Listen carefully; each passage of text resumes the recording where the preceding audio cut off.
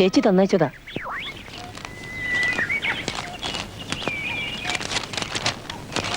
അപ്പച്ചന്റെ 7ാം ഓർമ്മ ദിവസമാണ്. അറിയിക്കണമെന്ന് തോന്നി. വരാം. മോൻ വീട്ടിലേക്കാ? അല്ല, പള്ളിയിലേക്കാ. ഞാൻ പൊക്കോട്ടെ. വിഷ്ണു, ഏതാടാ കൊച്ചൻ? എന്റെ ഒരു ഫ്രണ്ടിന് അനിയനാ. ഫ്രണ്ടിന്റെ അനിയനോ? പള്ളിയെന്നും ചേച്ചിയെന്നും ഒക്കെ കേട്ടു. ആളാരാണെന്നും മനസ്സിലായി. പിന്നെ എന്തിനാ ചോദിച്ചത്? പെറ്റുപോയത് കൊണ്ട്, അറിയാനുള്ള ആദ്യം കൊണ്ട്. ഓ, കത്തടപാടം ഒക്കെ തുടങ്ങിയോ? എന്നാ പൊറുതി മാറ്റം അങ്ങോട്ട്? കാര്യം അറിയാതെ അമ്മയെ സംസാരിക്കുന്നത്. അമ്മയ്ക്കൊന്നും അറിഞ്ഞുകൂടാ മോനെ, അമ്മയ്ക്കൊന്നും അറിഞ്ഞുകൂടാ. എന്തൊക്കെയോ സംഭവിക്കുന്നു. എന്തിനമ്മേ, എന്തിനാ ചേട്ടനെ എപ്പോഴും ഇങ്ങനെ ശല്യം ചെയ്യുന്നത്? ചേട്ടൻ എന്നേ നമ്മളൊരു ശല്യമായി തീർന്നു.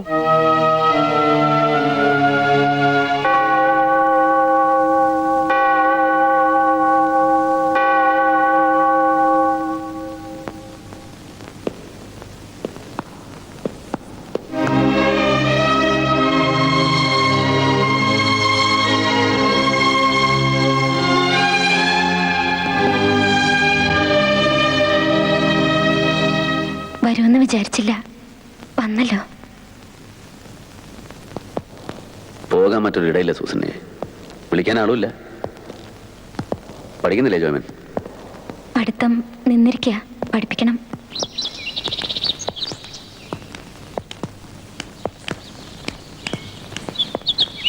വിഷ്ണുവേട്ടാ, കയറുന്നില്ലേ? ഇനി ഒരിക്കലാവാം. ആരുമില്ല വിഷ്ണുവേട്ടാ ഞങ്ങൾക്ക്. ഈ സ്നേഹം മനസ്സിലാക്കാതെ അന്ന് ഞാൻ വാതിലടച്ചു പോയി. ഒന്നും തോന്നരുത്. സൂസനയോട് എനിക്ക് നിറഞ്ഞ സ്നേഹമേ ഉള്ളൂ. ഈ വീടിനോട് നിങ്ങളറിയാതെ ഒരു വലിയ കടപ്പാടും ഒക്കെ ഞാൻ പറയാം. ഇനി ഒരിക്കലാവട്ടെ.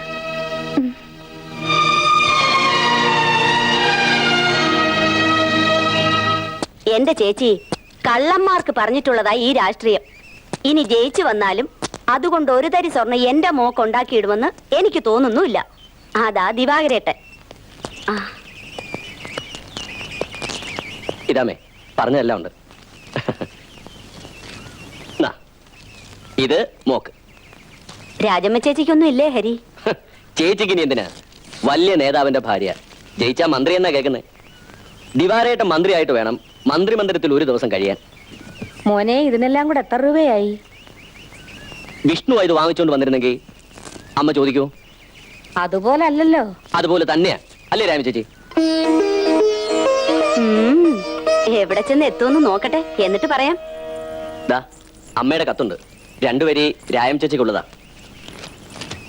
പ്രിയപ്പെട്ട രാജമ്മയെ അറിയുവാൻ, വീട്ടിലെല്ലാവർക്കും സുഖമെന്ന് കരുതട്ടെ.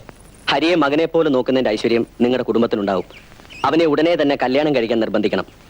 ദൂരെ ഇരിക്കുന്ന പെറ്റമ്മ പറയുന്നതിനേക്കാൾ മുറ്റത്തെ പോറ്റമ്മ പറഞ്ഞാൽ അവൻ അനുസരിക്കും. നല്ലതിനു വേണ്ടി പ്രാർത്ഥിച്ചുകൊണ്ട് അമ്മ.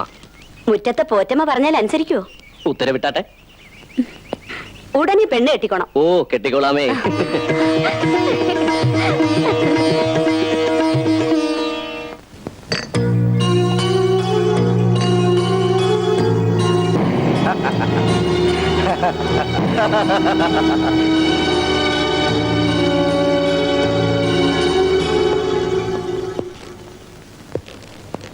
ചേട്ടൻ എന്നെ മനസ്സിലായില്ലേ? നിങ്ങളെപ്പോലുള്ളവരെയാ ഇപ്പൊ നാടിന് ആവശ്യം. നാടിന് പോയിട്ട് നായ്ക്ക് പോലും വേണ്ട നീ. അത് തോന്നല. എന്നെ പോലുള്ളവരുടെ ആവേശമാ ചേട്ടാ നിങ്ങളൊക്കെ. തുറന്ന് സംസാരിക്കുക, അന്യായത്തിനെതിരെ പൊട്ടിത്തെറിക്കുക. പേരെന്താ? അന്ന് പറഞ്ഞായിരുന്നു, മറന്നുപോയതാ. ചന്ദ്രമോഹൻ. എന്ത് ചെയ്യുന്നു? ഇടനില തട്ടിപ്പ്. ആർക്കും ഒരു ഉപദ്രവമില്ല. സർക്കാർ ഓഫീസുകളിൽ അനങ്ങാതെ കിടക്കുന്ന ഫയലുകൾ ഞാൻ അനക്കും. അതിന് വല്ലതൊക്കെ കിട്ടും. കിട്ടത്തില്ല, ചോദിച്ചു വാങ്ങിക്കും. കമ്മീഷൻ. സെൽഫ് എംപ്ലോയ്മെന്റ്, സ്വയം കണ്ടെത്തിയ തൊഴിലാ. പണം ഇഷ്ടം പോലെ കിട്ടുന്നുണ്ട്. പക്ഷെ ഒരു കാര്യം, വിവാഹ കമ്പോളത്തിൽ മാർക്കറ്റില്ല. ചേട്ടന്റെ ബ്രാൻഡ്? അങ്ങനെ പ്രത്യേകിച്ച് ബ്രാൻഡൊന്നും ഇല്ല. നിനക്ക് കാണാൻ മനസ്സിലായില്ലേ? മാത്യു സച്ചായന്റെ ശവടക്കിന് നമ്മളോടൊപ്പം ഉണ്ടായിരുന്നു. ഇത് ജെയിംസ്. ഞങ്ങൾ ഒരുമിച്ചാ താമസം. ഹലോ. സ്വദേശം കടുത്തുരുത്തിയാ, അമ്പലത്തിനടുത്ത്. ജീവിതകാലം മുഴുവൻ ഒഴിച്ചു കൊടുപ്പ എന്റെ ജോലി. അതിന്റെ പുറകിലൊരു കഥയുണ്ട്. കഥയല്ല, നടന്നതാ. ഞങ്ങളുടെ ഇടവകയിൽ അച്ഛന് സ്ഥലമാറ്റമായി. പുതിയ അച്ഛൻ ചാർജ് എടുക്കുന്നതിനിടയിലാണ് എന്നെ മാമുദിസ മുക്കിയത്. പുതിയ അച്ഛനെത്താൻ താമസിച്ചപ്പോ വെള്ളമടിച്ച് കർത്താവിന് വരെ ആശ്വാസം പകരുന്ന കപ്പ്യാര് ലോഹയിട്ട് എന്നെ മുക്കി. കാണുമ്പോഴൊക്കെ കപ്പ്യാരന്റെ തലയെ കൈവച്ച് അനുഗ്രഹിക്കുമായിരുന്നു. നീ നാടിന് മുഴുവൻ വീഞ്ഞു പകരൂ മകനെ. ആ കപ്പ്യാര് പരിശുദ്ധാത്മാവായിരിക്കണം. അതല്ലേ എനിക്ക് ഗതി വന്നത്. ഇപ്പൊ ബാറിൽ ഒഴിച്ചു കൊടുപ്പ്, വീട്ടിൽ ഒഴിച്ചു കൊടുപ്പ്. കാണുന്നവർക്കൊക്കെ എന്നെ കാണുമ്പം വിളിച്ചൊഴിപ്പിക്കാൻ തോന്നും. അങ്ങനെ ഒരിക്കൽ ഞാൻ ഈ കപ്പി ആർക്കും ഒഴിച്ചു കൊടുത്തു. അതോടെ വെടിയും തീർന്നു. അത്രയ്ക്കുണ്ട് കൈപുണ്യം. ഇവൻ നല്ലൊരു കത്തിയാണെന്ന് മനസ്സിലായല്ലോ. ഇവന്റെ കൂടെയാണ് എന്റെ താമസം. അപ്പൊ എന്റെ ഒരു ഗതി അറിയാമല്ലോ. അപ്പൊ ശരി, കാണാനേ. ഓക്കെ. ആഹാ.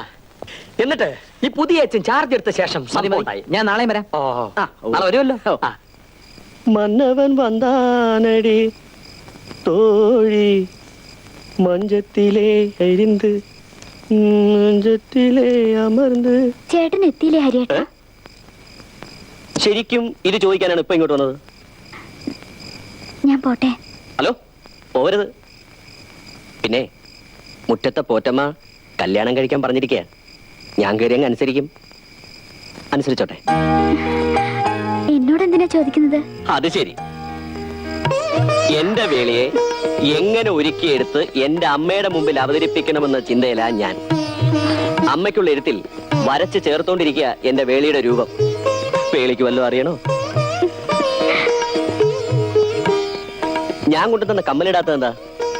ഇനി ഐറ്റംസ് വരാനുണ്ട്. തപ്പിക്കൊണ്ടിരിക്കുക. മൊത്തത്തിൽ എനിക്കൊന്ന് അലങ്കരിച്ച് കാണണം എന്റെ വേളിയെ. ഞങ്ങളുടെ മഠത്തിലെ ലക്ഷ്മി ദേവിയാണ് എന്റെ അമ്മ. പരദായിനിയാണ്. ഈ എളുപ്പ വിദ്യ കൊണ്ടൊന്നും കാര്യം നടക്കില്ല. എളുപ്പവിദ്യയോ? ആ, കാലത്തെ ഇതേ ലക്ഷണം എടുത്ത് കഴുതലിട്ടാൽ ഇവിടൊക്കെ നടക്കാം. പഠിപ്പൂരെ കേട്ടില്ലമ്മ. നല്ല പട്ടൊക്കെ കൊടുത്ത് ഐശ്വര്യമായിട്ട് ഞാൻ തന്ന കമ്മലൊക്കെ കാതിലിട്ട് പാദസരമൊക്കെ അണിഞ്ഞ്. ആ പിന്നെ വേറൊരു കാര്യം, പെണ്ണ് കാണാൻ വരുമ്പോഴേ സ്ത്രീധനം ചോദിക്കാനൊന്നും എന്റെ അമ്മയ്ക്ക് അറിഞ്ഞൂടാ. പാട്ട് പാടാൻ അറിയാമോ എന്ന് ചോദിക്കും. ഏതെങ്കിലും ഒരു കീർത്തനം പഠിച്ചു വെച്ചോണം. എങ്കിലേ കാര്യം നടക്കും.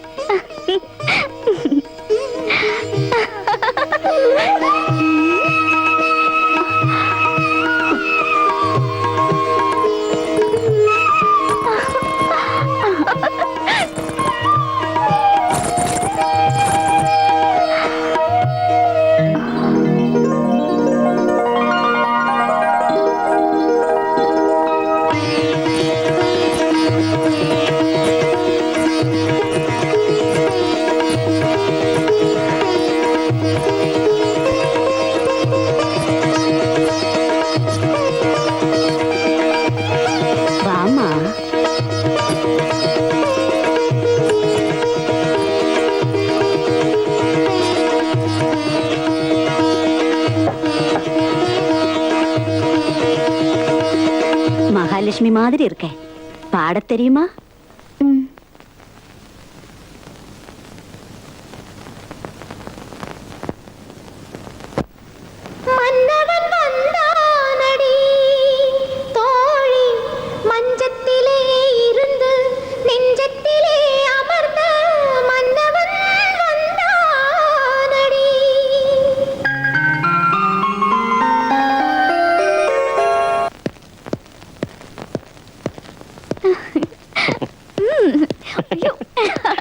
എന്താ ഇതൊക്കെ ഹരിയേട്ടാ?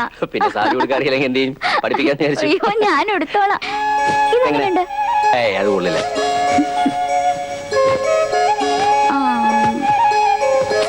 ഇതെനിക്ക് ഇഷ്ടപ്പെട്ടില്ല. നല്ല കളറല്ലേ? എനിക്ക് ഇഷ്ടപ്പെട്ടു. ഇനി ഒരു മൂക്കുത്തിയും കൂടി അസൽ ബ്രാഹ്മൺ കേൾവുന്നുണ്ട്.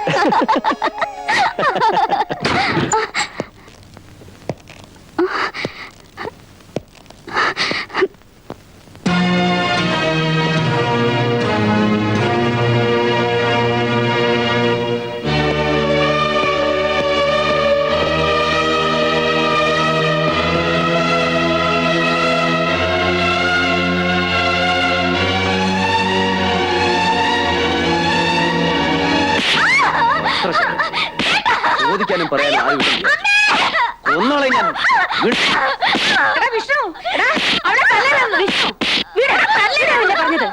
പ്രായപൂർത്തിയായ ഒരു പെണ്ണല്ലേ ഇത്?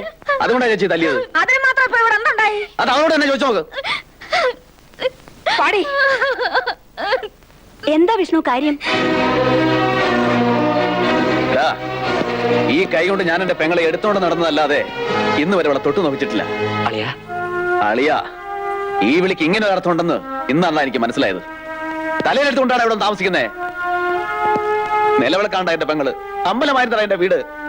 വീടേ ജപ്തി ചെയ്തിട്ടുള്ളൂ, അഭിമാനം ഞങ്ങൾ ജപ്തി ചെയ്തിട്ടില്ല. ഞാൻ എല്ലാം നിന്നോട് പറയാനിരുന്നതാണ്. പാർവതിയെ ഞാൻ ഇഷ്ടപ്പെട്ടു പോയി. നിനക്ക് എന്തും എന്നോട് പറയാമല്ലോ ഹരി. എന്തുകൊണ്ട് ആദ്യമേ ഇതെന്നോട് പറഞ്ഞില്ല? കെട്ടിക്കാൻ പ്രായമായ ഒരു പെങ്ങളുള്ള എന്നെ പോലൊരു ചേട്ടന്റെ വേദന നിനക്ക് മനസ്സിലാവില്ല, ആർക്കും മനസ്സിലാവില്ല. അമ്മയ്ക്കും ഇതറിയാമായിരുന്നു അല്ലേ? ഓഹോ, അമ്മയെ ചോദ്യം ചെയ്യാണോ? എന്തെങ്കിലും ഉത്തരവാദിത്വം അമ്മയോടോ പെങ്ങളോടോ ഇതുവരെ നീ കാണിച്ചിട്ടുണ്ടോ? സ്വന്തം വീട്ടിൽ നിന്ന് ഇറങ്ങേണ്ട ഗതികേട് വന്നപ്പോ നിന്റെ മേൽവിലാസവും തപ്പിപ്പിടിച്ച് ഇങ്ങോട്ട് അവളെയും കൂട്ടിക്കൊണ്ടു വന്നത് നോക്കാൻ നീ ഉണ്ടല്ലോ എന്നുള്ള വിശ്വാസത്തിലാ. തിരിഞ്ഞു നോക്കാറുണ്ടോടാ നീ ഞങ്ങളെ? ഇവിടെ ഞങ്ങൾ എങ്ങനെ കഴിയുന്നെന്ന് നീ അറിയുന്നുണ്ടോ? എല്ലാം എനിക്കറിയാമേ. കുറച്ചുകൂടെ സമയം തരണമെന്ന് ഞാൻ അമ്മയോട് പറഞ്ഞതല്ലേ. എന്തിന്? കാലത്ത് നീ പടിയിറങ്ങി പോകുന്നതും പാതിരായാവുമ്പോ കള്ളും കുടിച്ചോണ്ട് കയറി വരുന്നതും കണ്ടോണ്ട് ജീവിതകാലം മുഴുവൻ ഞങ്ങൾ ഇവിടെ കഴിയാനോ? നിന്നെ പോലൊരു ചെറുപ്പക്കാരനല്ലേടാ ഹരി. നീ ചെയ്യേണ്ട കടമകളല്ല അവനാ നിറവേറ്റുന്നത്. അവനും അവന്റെ അമ്മയ്ക്കും ഇഷ്ടമാണെങ്കിൽ ഞാൻ എന്റെ മോളെ അവന് കെട്ടിച്ചു കൊടുക്കും. ആരുടെ അനുവാദം എനിക്കതിന് വേണ്ട.